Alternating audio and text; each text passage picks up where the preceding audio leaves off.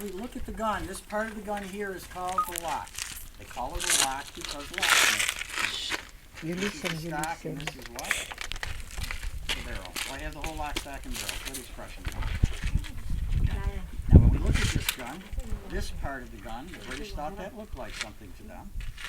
French thought it looked like a dog. They call it lock and gun. The British thought that was a crown, beak, breast. Thought it looked like a rooster. And in Britain, slang for rooster is cock. This is why we cock the gun today. Right now, the gun's in a safety position. It shouldn't go off. The gun's half cocked. So if you've ever gone off half cocked, the expression "don't go off half cocked" comes from this gun. When I fire the gun shortly and it only explodes in the pan, and not out the barrel, I'll have a flash in the pan.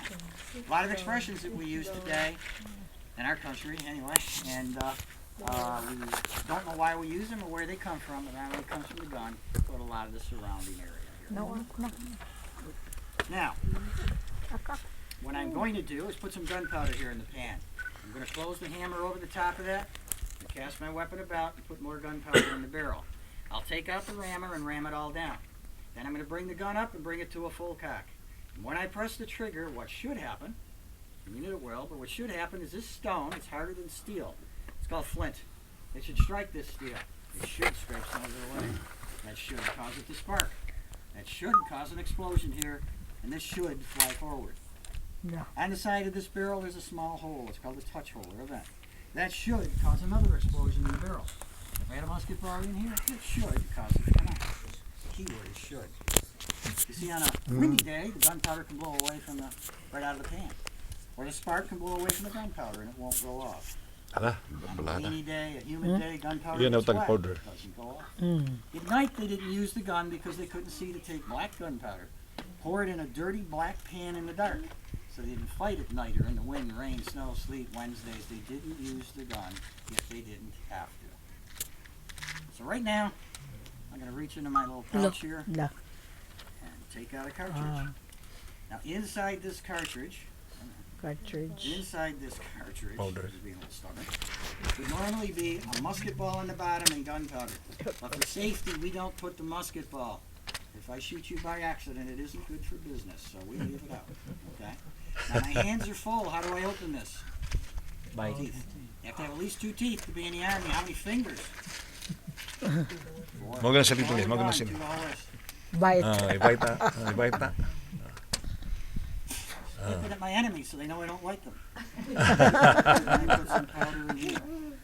Di gamay ra. Too much. Gamay ra yung utang nila. Gamay, bros. Powder rin. Murag ko ano sa Down nagayan the to. barrel here. Iyalay po na today. Now the paper will go in with it. You see, if I had a musket ball and I didn't put the paper in, and I aimed downhill, it would roll out.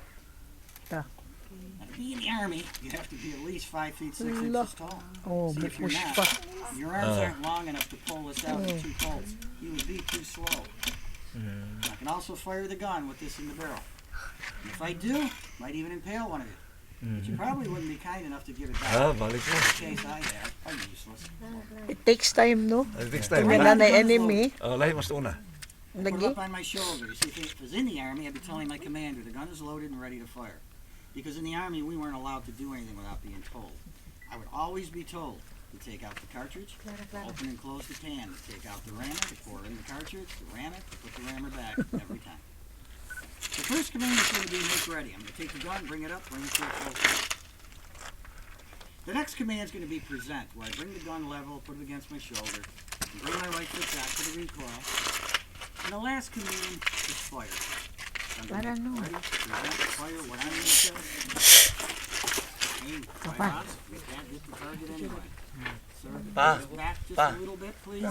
Thank you. Goro ni papa ay. Now they did change that in the War of 1812. The American Army was told to take aim, and the British laughed at them because they were using the same gun. So, I've made ready. I'm going to present as loudest at the barrel. La. At the end. La. On 3, I'll fire. 1, 2, 3. That was about a third of a charge. But because the gun was so inaccurate, you might have noticed a little bit of smoke. Yeah. Because the gun was so inaccurate, though, I'd get a few hundred of my close friends. They all stood in line. We shot at the same thing at the same time. It's all linear warfare. We had about a The 1 in smell 5 of the chance of kuan hitting o, our target. powder. The problem was Gunpowder. there was so much Mura gani smoke. ka ng I was pabut. afraid I'd get lost in the smoke. Murag kuan The people pulbura ba. standing behind me might not see me anymore. Yep. Yet I was there and accidentally shoot. Murag ka na That's gani. why the British wear the bright red coats, so they can be seen by their own men.